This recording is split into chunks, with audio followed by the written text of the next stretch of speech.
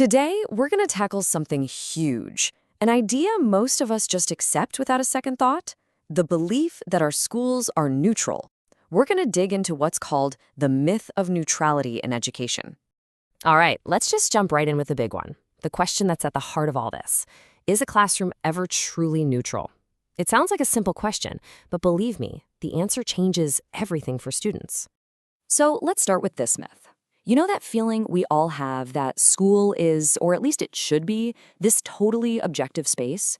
A place where facts are just facts and there's no particular point of view? Well, that's the idea we're putting under the microscope today.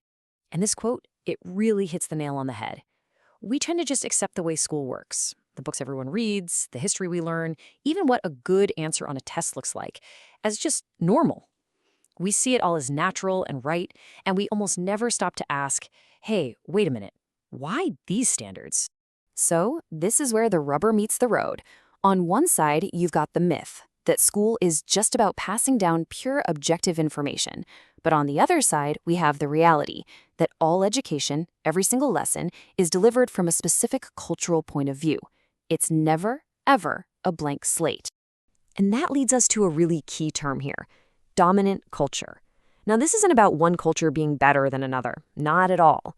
It's about which group's way of life, their values, their way of speaking, their traditions, gets treated as the default setting, the standard in places like schools.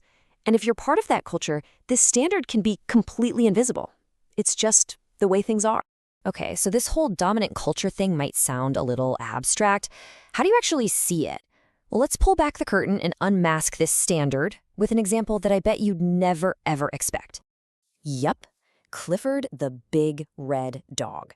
I know, it sounds like the most innocent, harmless story on the planet, right? A sweet kid and her giant lovable dog. What could be more neutral than that? But stick with me here. Let's look a little closer. When you actually break down what we see in Clifford's world, a very specific picture of normal starts to appear. You've got a white family with a mom and a dad. They move out of the city to a house in the suburbs. We see them celebrating holidays like Christmas and Easter. It all points to a pretty comfortable, middle-class American life. And here's the thing. These aren't just random throwaway details. They're messages. They are subtle, powerful messages that are constantly reinforcing a very particular idea of what a normal family and a normal life look like. And this is where it gets really, really important. Because for millions of students in the US, this version of normal just isn't their reality. Their family structure is different, their home is different, their holidays are different. Their life doesn't look like what they see in the book. So what happens when a kid's world doesn't look like Clifford's? Well, this is when we see the real-world impact. Because it's not just about feeling left out of a storybook. It has serious, tangible consequences when a student's home life doesn't match the unspoken rules and culture of their school. Okay, to really get this, we have to unpack a concept called socially constructed literacy. It sounds kind of academic, but the idea is actually pretty simple. It just means that being good at reading isn't one universal thing. How we tell stories, how we ask questions, what we think is important in a text, all of that is shaped by the culture we grow up in. And this table here, it breaks it all down perfectly. Look, if you're a student from the dominant culture, the way you talk about stories at home probably lines up pretty well with what your teacher expects at school. So you look proficient. But if you're from a non-dominant culture, you might have equally smart, equally valid ways of talking about stories. But because they're different from the school's way, you risk getting labeled as deficient. So let's be super clear here, because this is the whole point. This is about alignment, not ability. It's not about how smart a kid is, it's about how well their cultural toolkit matches the one the school uses. And the consequences of this misalignment, they're heartbreaking. Students get pushed to the margins. They're labeled behind or not ready for school, not because they lack skills, but because their skills just look different. And over years and years, this quiet process inside our schools can actually end up making bigger societal inequalities even worse. Okay, so that's the problem. And it sounds pretty big, right? So what do we do about it?